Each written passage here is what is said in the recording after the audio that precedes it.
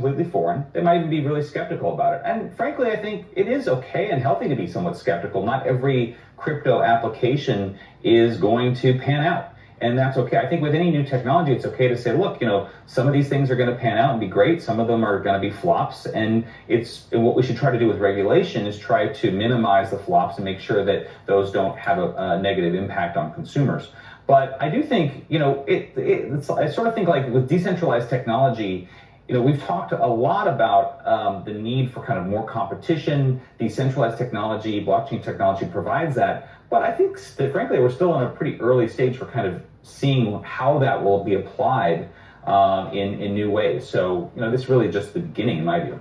Well, to that point also, we spoke yesterday with Representative Mike Haradopoulos, Florida congressman, who talked about the significance of this vote as well. He says he sees crypto crucial to making the U.S. the epicenter of finance. I want to play what he had to say.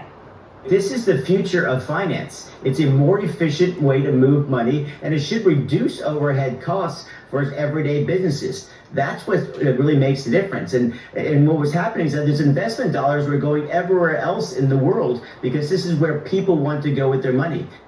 So again, to sort of drill down on this, Adam, I hear a lot of people using that phrase future of finance. He talks about the costs being lower. So sort of how is that going to play out in real time, recognizing, as you said, that it is early? Well, here's the thing. So one of the things I think is important to understand about the political debate around this is that there are absolutely some crypto, strong optimists like the representative there, right? This is going to change finance forever. I'm actually more interested in the policymakers who may even be skeptical about crypto. And part of our argument to them is, look, you can be skeptical, but you should still want this industry to stay in the United States and be regulated here, right? Let's actually put this industry under the regulatory purview of our agencies, because if we don't do that, these are companies that will shift offshore, right? And we want crypto as an industry, frankly, to be subject to U.S. regulation and, frankly, following kind of American values. And so that's kind of my argument to like crypto skeptics, right? That, like, even if you don't, you're not crazy about this industry, it's in America's national interest for us to be setting clear rules for this industry, protecting American consumers, and making sure that crypto as an industry doesn't just go offshore, where frankly it's further out of the reach of our law enforcement agencies. Adam, I want to ask you about something else that you've actually written about.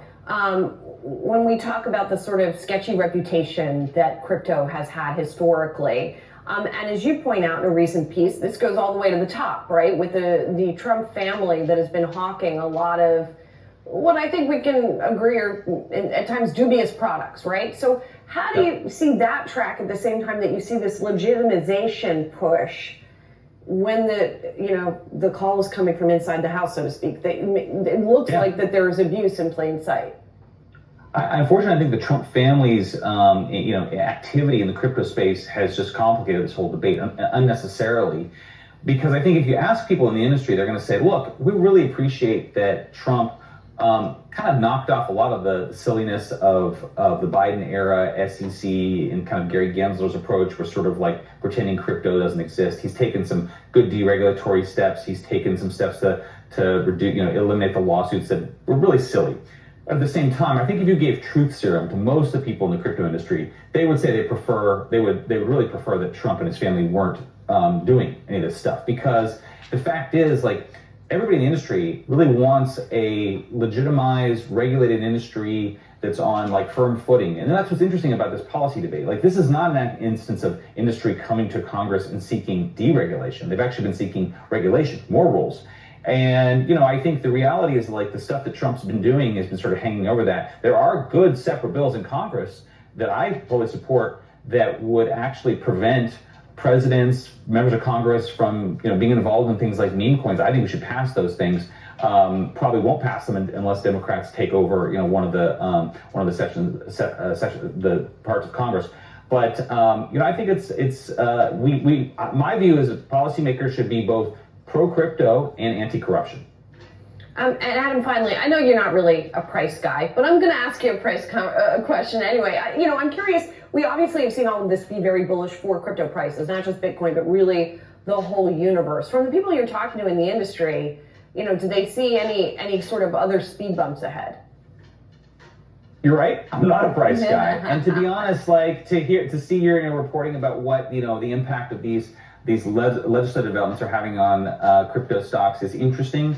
Frankly, I think the bigger point for me is what it does for consumers, and I think all of these things, all of these laws are positive for consumers, not from the perspective of necessarily crypto adoption, but frankly more like consumer protection and just more rules in place, right? Because I think what the long-term effect of all these regulations being passed is that you will probably see some less, some of the sketchier practices being forbidden, and frankly, kind of the growing up of crypto as an industry, which almost certainly will increase consumer confidence. That doesn't mean everybody's going to go out and become crypto holders tomorrow, but I think people in the crypto industry actually see a future where they want more legitimacy, more consumer confidence, and regulation is actually a path to getting there.